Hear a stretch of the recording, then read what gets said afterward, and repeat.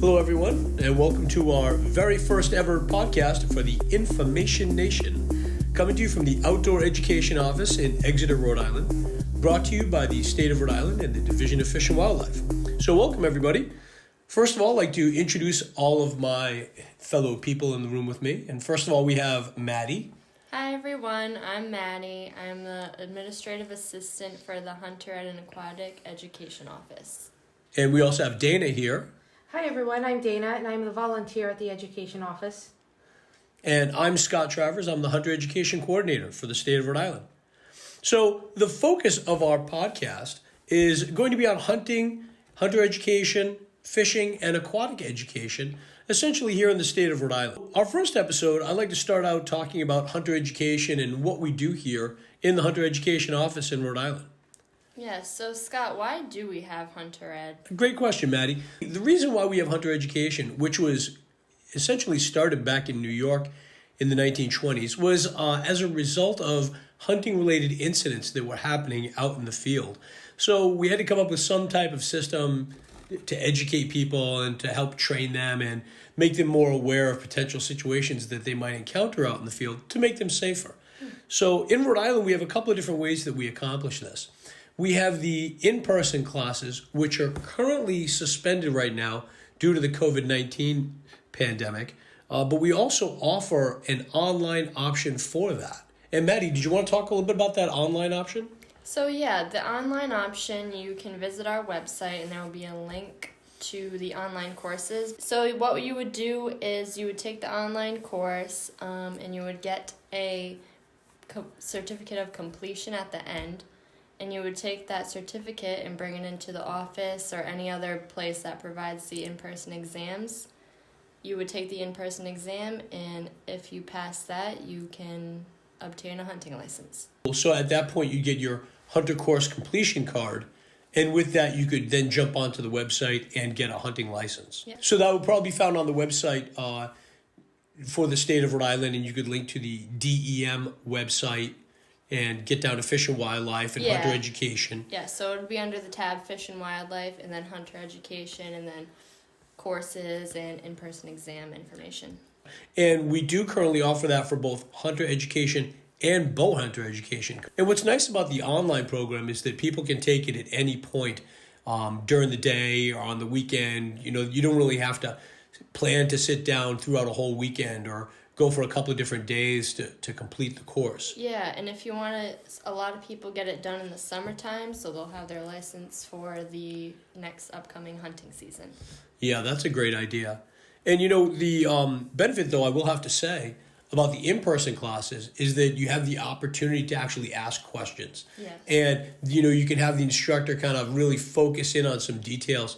Like if you had a question about terminology or, you know, really what's it like to stalk an animal or anything to do with any real specific topics. Or even like personal experiences. Again, we do that for both the hunter education and bow hunter education, both for the certifications that you'll require. There's one other certification that you need in Rhode Island, depending on the area that you'll be hunting, and that's the bow hunter proficiency card. Do you want to talk a little bit about that, Maddie? Yeah, so our bow hunter proficiency card is based off the proficiency test, which consists of a 20-yard range you would be shooting, 5 arrows, and you would have to get 3 in the vital zone to pass. Right. So the history of that was that we were having a deer problem in the state in certain areas, and people in the areas were a little reluctant to allow hunters in there. We made a compromise and said, well, what we'll do is we'll offer this proficiency test to show that archers going into the area who are going to be bow hunting are proficient using the archery equipment that they have. So when people take the bow hunter education test, the bow has to meet minimum hunting or minimum standards for hunting in the state of Rhode Island, which would be 40 pounds of draw weight for fixed blade broadheads and 50 pounds of draw weight for mechanical broadheads. So why does it have to be 40 pounds? It's that minimum amount of energy required to make a lethal shot using archery equipment. And again, we have 50 pounds for the mechanical broadheads because with the mechanical broadheads, they have to open up. Yeah. And so you need that little bit of extra energy to make sure they do what they have to do. Okay. usually when we offer the proficiency test, we have a bow scale there. That way we can scale the bows. We make sure everybody's in compliance. When we look at the arrows before they shoot it, we verify that they have broadheads on them. So make sure everybody's compliant with what they have to be so that we know when they're shooting that they'll be using the same equipment that they would be when they're hunting. And of course, that certification is good for 2 years. When we look at the certifications, it's not something that you get once and you say, well, you're good forever with it. It's something that you have to take periodically. That way we make sure that you're still just as accurate as you were 2 years earlier.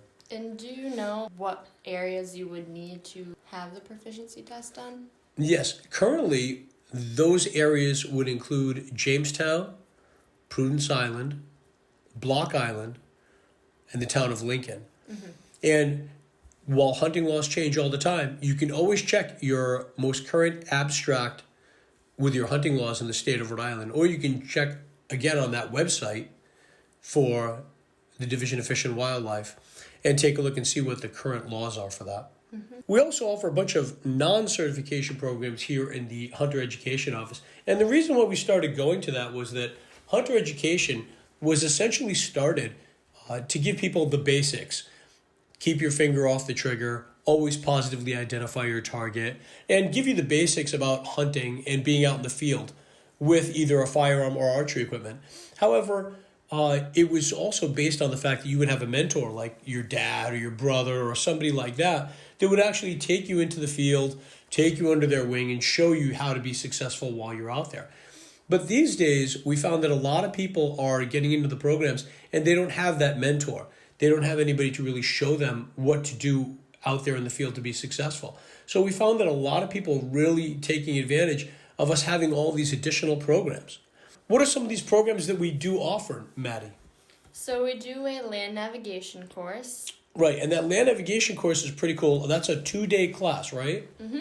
Yeah, and in the 2-day class, we spend about a half a day doing tabletop exercises so people can learn how to use the map and compass together. And then we spend a half a day just doing basic rudimentary movements out in the field. And the second is all problem solving out in the field, which is really, really fun. Yeah, it's super important. Yep, it's really important. And it's not just for hunters or anglers who are out there looking for remote places to go fish. It's really for anybody in the outdoors. Because we want to make sure people get out there and come back safely, because we don't want anybody to get hurt out in the woods. One of the other programs we have is the Firearms Familiarization course. Yeah, and that's another great program too. Generally, that one lasts about 4 hours. And when we have that class, it's just nuts and bolts of firearms and what firearms are. No ammunition is allowed in the room. That way, everyone feels safe about what we're doing. It's just the plastic, wood, and metal of the firearms themselves. That's it. And we talk about the 6 actions for modern day firearms, how they work, and possibly what might be appropriate for you for what you're looking to do. And then we have our wilderness first aid class. Yeah, that's true. Wilderness first aid is always a great thing to know. Whether it's for yourself or for a friend, for somebody that you're out in the field with, or even if you should come across somebody who's injured that you didn't know you were going to encounter. It's always good to at least have a little bit of first aid training behind you so you can always help others. So then we focus on some game animals, like we have our turkey hunting seminar and deer hunting workshop. Yeah, we look at species-specific hunting workshops in order to help people be successful out in the field.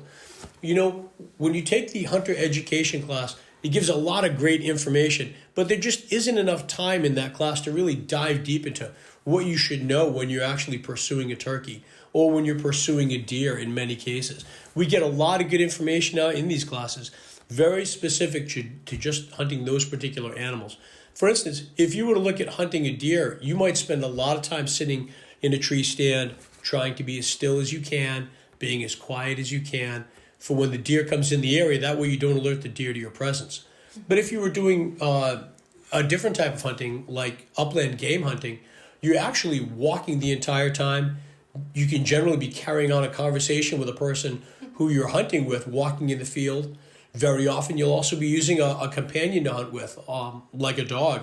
And the dog will be running up and down the field and, of course, stop and hold on point when he encounters a bird. but it's a much different experience than it would be for hunting, for example, deer, you know. And that's the one thing when people say, well, are you a hunter or are you not a hunter? There are so many different types of hunting that it's a whole different world depending on actually what you're pursuing. Yeah. Speaking of that, we do have a small game mentored hunt. And we actually had a buddy of mine come in last year with his hunting dog, which was fantastic to see that dog in motion, you know, and actually pointing on birds. That was a really, really great experience that we were able to provide for people. And we also hold a trapping workshop. That's right. That was actually one of the very first kind of secondary education programs that we offered here. And it was very, very well attended. I didn't really think there was going to be such a large trapping community in the state of Rhode Island. But we actually have a Rhode Island Trappers Association. Oh. It was the folks from that organization that came in and put on a fantastic program for us that day, including some food that they made from some animals that had been trapped, which was really, really excellent. Speaking of food, this is one you guys do not want to miss. It is our wild game cooking class, which you definitely won't go home hungry. Yeah, absolutely. Yeah, there's no way you're going to go home hungry from that class. We have a chef come in who's used to cooking wild game animals. He has a phenomenal selection of recipes, and we give everybody a copy of his recipe list. Very entertaining, a great guy, always answers questions if anybody has them. And I remember when he first came in, we had planned on having this course and thought he might show us, you know, temperatures you would cook a steak at, or how to cook a roast, how long you should leave it in for.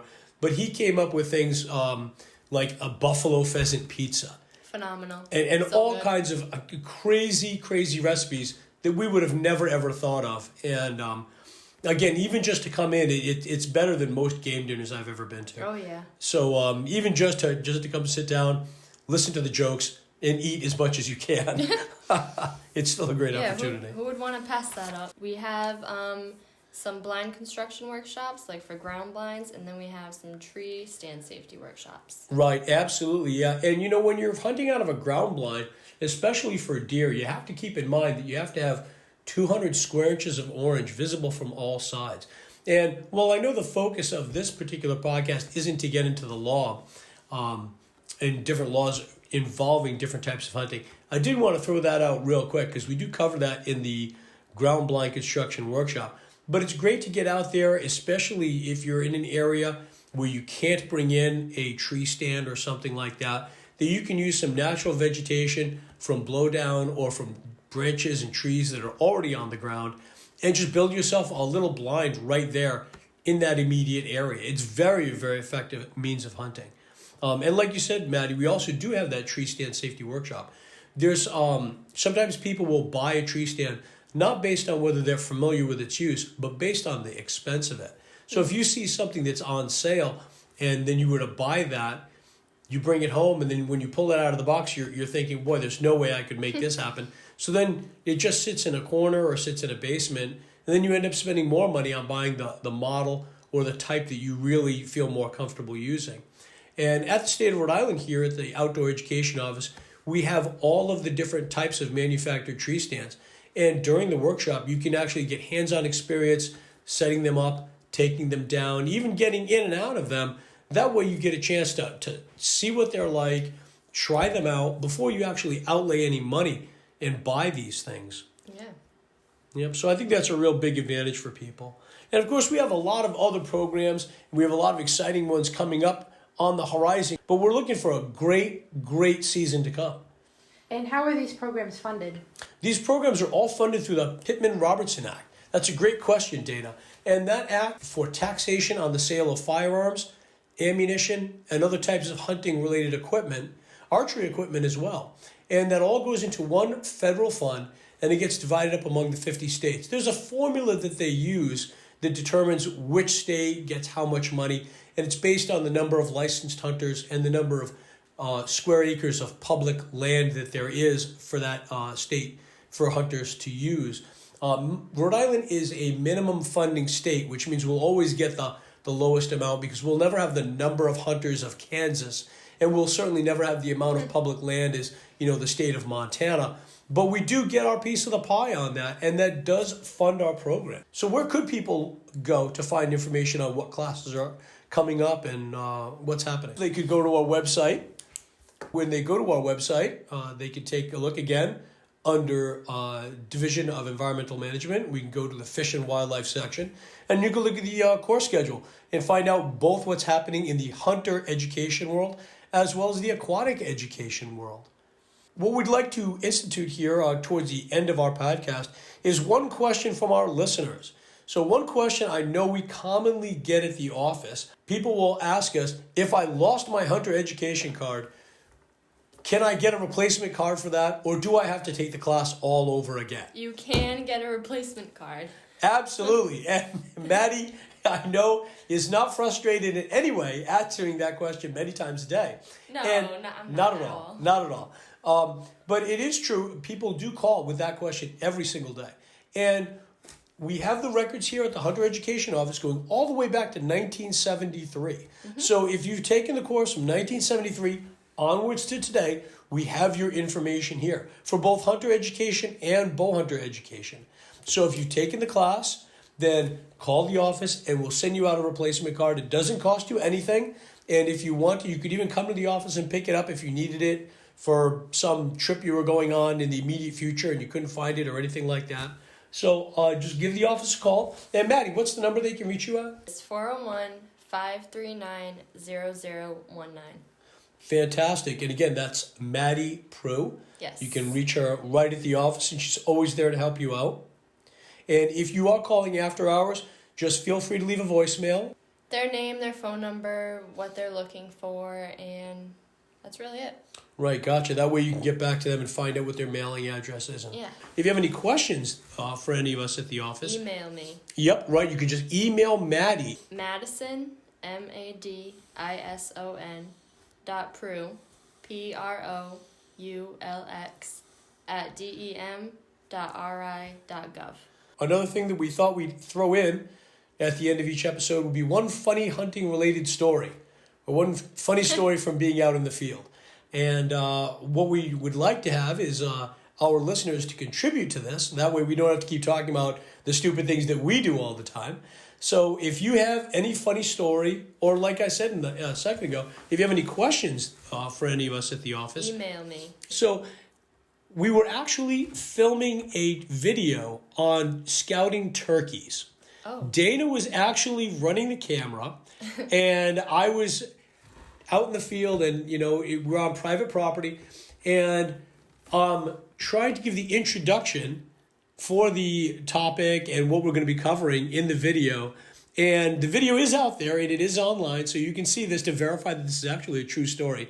And as I'm talking, totally unbeknownst to Dana or I, walking in the background behind me from my right to my left is a deer just walking casually through the woods past me. And again, it's right there on the video for you to see.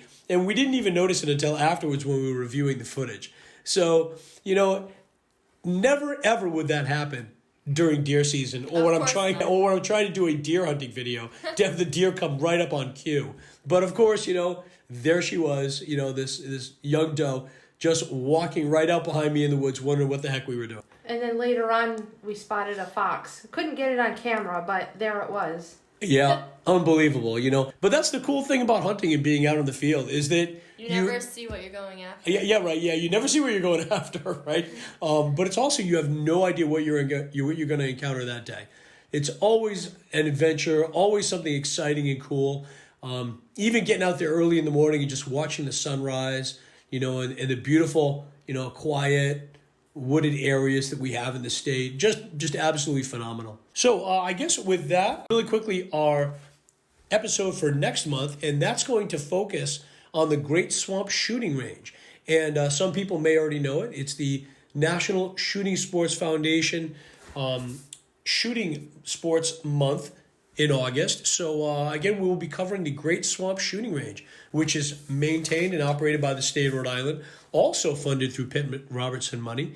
We'll be talking about the permits. Permits are free there. We'll be talking about how to obtain a permit, the hours of operation, talk about the 50-yard, the 100-yard ranges, the trap area, the archery range. Got a lot to offer down there. And again, all you have to do is apply for that free permit. You apply for that through the Hunter Education Office as well. And where do people find applications for that? On the website. Cool. So, all right. Well, don't forget, folks, submit those questions.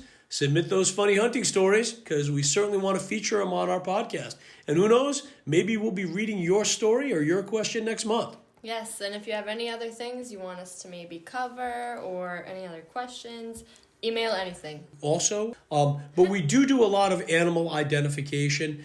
We do have different wildlife biologists that are employed by the state of Rhode Island. And if you do have tracks of some kind and you believe, for some reason you went to bed and, 100% you're positive there's a werewolf going through your garden, we can tell you, no, it's not really a werewolf, it's just a coyote, or whatever else it would happen to be.